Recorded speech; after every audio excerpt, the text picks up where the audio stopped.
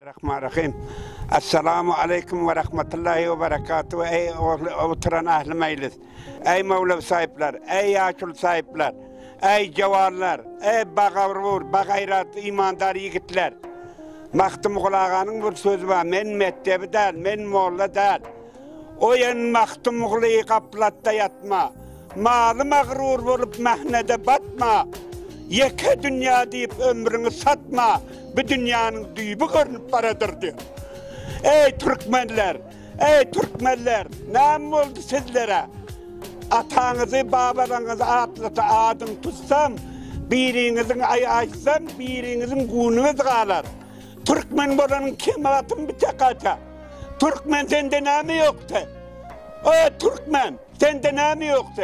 Hatta ağlap oturan avlatlarım erdim, kara Türkmen geliyor diye dinliyorken. O kadar.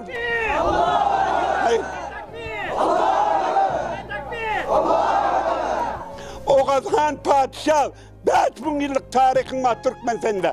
O kadar padişah 5000 yıl evvel padişahlık edip bütün Afganistan'a. O Türkmen izine kara, babana kara, mamana kara. Bu ne oldu? Başka milletin evladına için oğurlanan yok. Bırak için oğurlanıyor. Biliyor mu milletine? Biliyor mu şikayetine? Biliyor mu Mehmet? Paltadan sonra tut. Palta ne yapıyorsun? Destözünden diyecek. Yani bir hacağımız, ya Abdurrahman'ın, ya ağalarının, özünün yakınlarının eli bağıttırıyor. Bir Kur'an-ı Şerif'i alaknasa, Hudadan korksa bendeden şermezse, şiliş ettirir mi? Bunu başka da nasıl millet yaşıyor Sartasar Afganistan'da? Başka milletin bir kucağına kuş diyecek.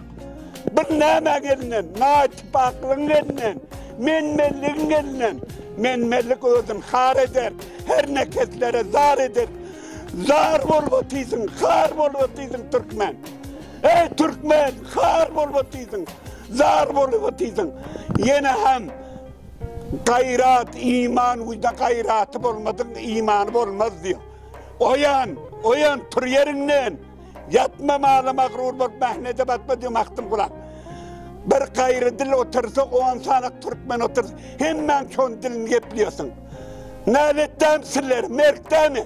Ne mi bunun veren dilini yeplerin senin? Sen dilin gerek bu söylem, yepler onu. Ustada da diyorsun adam, emin Türkmen'in tüsür kayttım.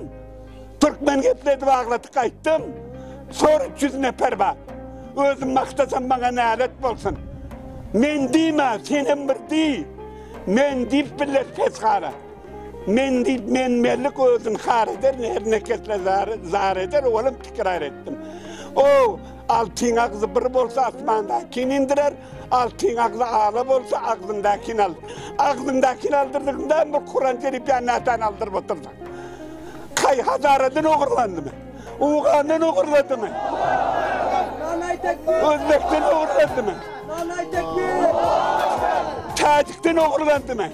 Ne için uğurlanıyor bu? Gayrat, iman, vicdan bari okulun gör. Dirçilik neyme gerek, zindegarlık neyme gerek.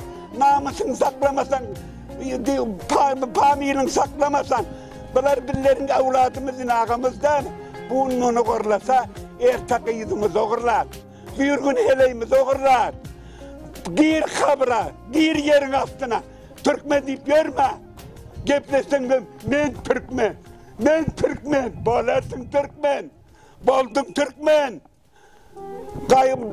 Ener et, emel et. Edermelere yol ver. Yol görkez. Bilen aklını ver, bilmesen. Absuz ettirme, armağan ettirme. Türkmenliğe pişman ettirme. Türkmenliğe kasam ettirme, Türkmen olmayacaklığa. Oyan, kıymılda, adı milletten oğlanı. Abdullah Hacı Devlet Abad'ın benim ağamızın oğlunu oğlanı öldürdü. Mert'ten bilere, naretten bilere. O ikilencen mi neydi bakayım? Üçüncü sesle de yeni sırletsin adam.